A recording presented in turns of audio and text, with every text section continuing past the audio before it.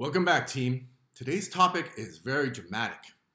The question we will address is, how do you erase an entire culture? This is a very sensitive topic. Many people would point to the treatment of native tribes by Europeans in the Americas as an example of such behavior. It is certainly true that the Spanish, for instance, erased the culture of the Aztecs of Mexico. Many people in the modern world now believe in something called multiculturalism as an antidote. This means the acceptance of all cultures, regardless of what values and beliefs they hold. Multiculturalism, as you might imagine, has no place in the cultures of Asia, however. Certainly not in China, and certainly not in xenophobic Japan. In fact, Japan is one of the cultures among the many in history that tried to completely erase another culture. The case we will study today is the case of Japan and Korea. We have already seen that Japan began its career of gunboat diplomacy in 1876 when they copied how America had treated them under Commodore Perry by sending black ships to Korea and forcing Korea to accept a treaty of friendship. Japan then defeated China in the Sino-Japanese War of 1894-5, replacing China as the Middle Kingdom of East Asia. What came next is a dark chapter in history. Japan tried to erase Korea. And if Japan had not made the mistake of attacking the United States at Pearl Harbor in World War II, Korea would probably not exist today. After defeating China in the Sino-Japanese War, Japan faced one other challenger for control of Korea. That challenger was Russia.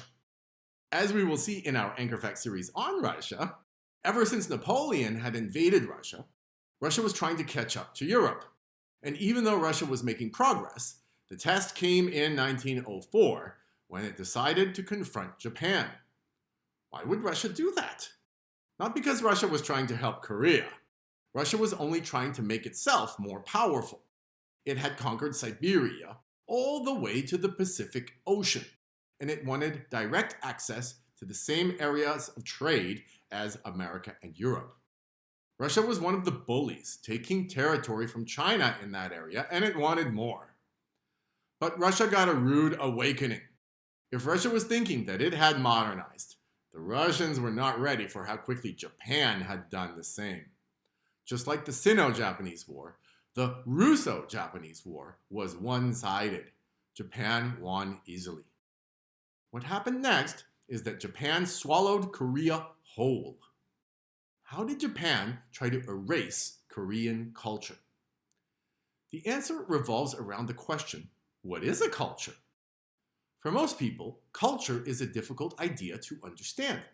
It feels like a basket of different things. Clearly, however, language is one of them. So the Japanese government made Japanese the official language of Korea.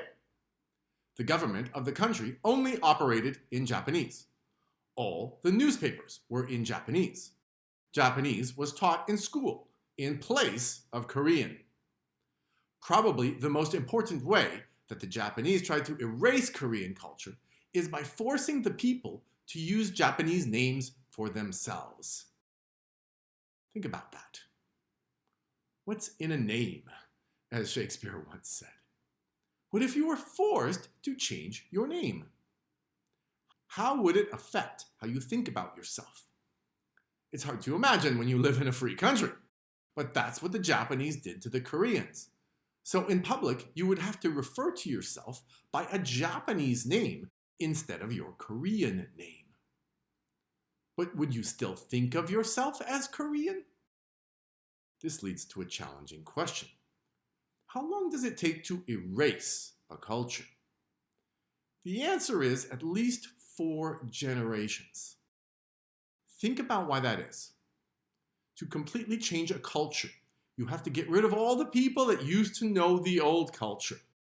And you have to teach all the children that are born only the new culture.